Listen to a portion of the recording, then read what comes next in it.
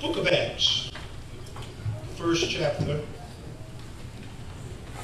and the 11th verse, and the 11th chapter.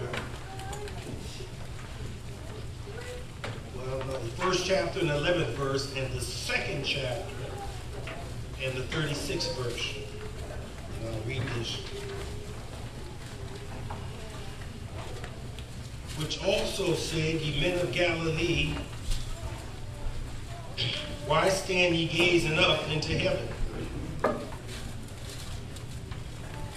This same Jesus, which is taken up from you into heaven, shall so come in like manner as ye have seen him go into heaven. Second chapter, 36th verse.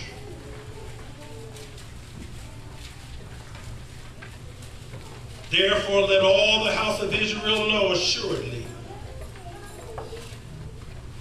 that God hath made that same Jesus whom ye have crucified both Lord and Christ. I like that. And then Philippians 2 and 9.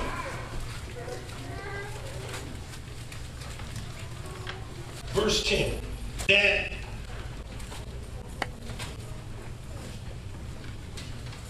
well, this is amplified. I'll read the King James.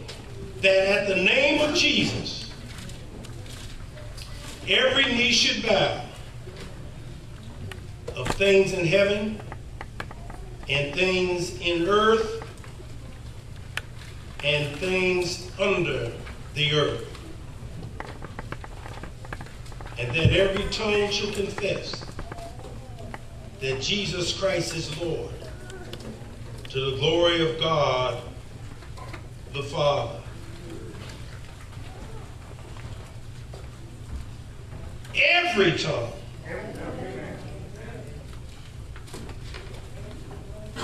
So if we are to take this literally, that means reaching all the way back. Tongues that wouldn't do it, that haven't been around for centuries and millenniums. They got to get called back into check. Witches and warlocks, atheists, agnostics, gonna have to confess. That's right. This same Jesus. I know now where my children and grandchildren get a little that spunk. Some folk call it mischief from. But when I read that, this same Jesus, what came to my mind was that.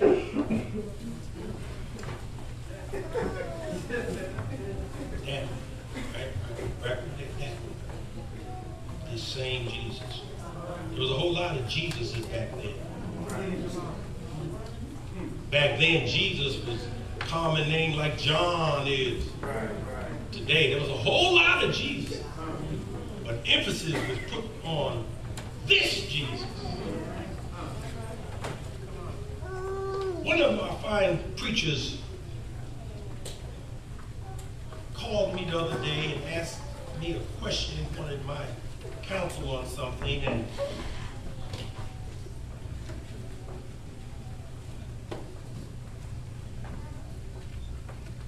he was asked for his place of occupation, I guess an annual affair, to pray.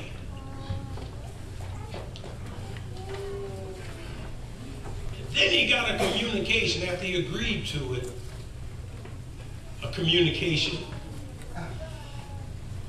Make sure the prayer is not offensive.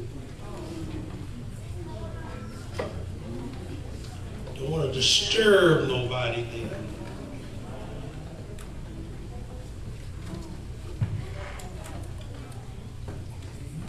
So I shared with him, I said, well, in all I get to get an understanding, ask them what they mean by that.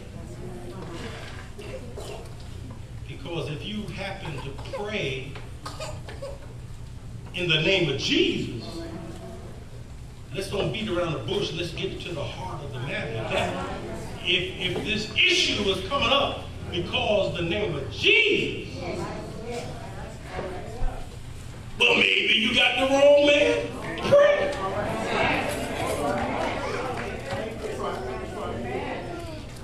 And from that moment, I was thinking on that. And it was like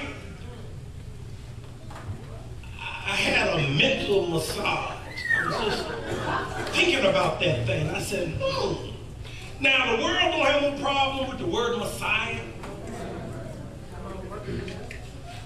The Holy One, Son of God. You can get by with that.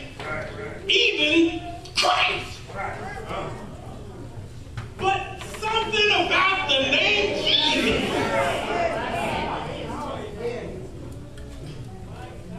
And then I looked in Revelation, the 3rd chapter, and it made mention that there was a commendation given to one of the churches that did not deny the name of Jesus.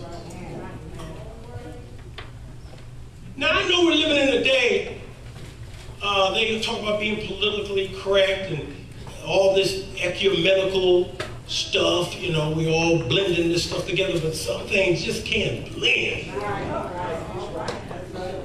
Now, I'm sorry, I'm with the Apostolic Church on that issue. We used to refer to them as Jesus only. I'm kind of leaning toward them, seeing that there's such a hostility about the name of Jesus. Mind you, I don't feel that you would try to send folk to hell that don't do it the way you do, but you can eliminate the manger. I can live with that. I can. I mean, you know, if they want to put all that out of public, because I don't have a manger in my house at Christmas time anyway. Christmas tree, I can live without that. I can. Wreaths. The little stars and little angels design. I can live without that. Personally, some of y'all maybe you can't. I'm talking about me. I can live without a display of the 10 Commandments in public. But now we have a problem if we got to remove Jesus. Now I'm just talking for me. I'm talking for me. What is it? I mean, what is behind that? What is it? Trying to get that out of the minds of society. The only name that can save. See, it's like trying to get rid of the only antidote for man's ills. I can see if there were multiple cures, but the only antidote for sin comes through Jesus. So they say we don't want to offend folks that may not believe like you, but the Bible said, blessed is he that will not be offended in me. So there got to be a line drawn somewhere, church.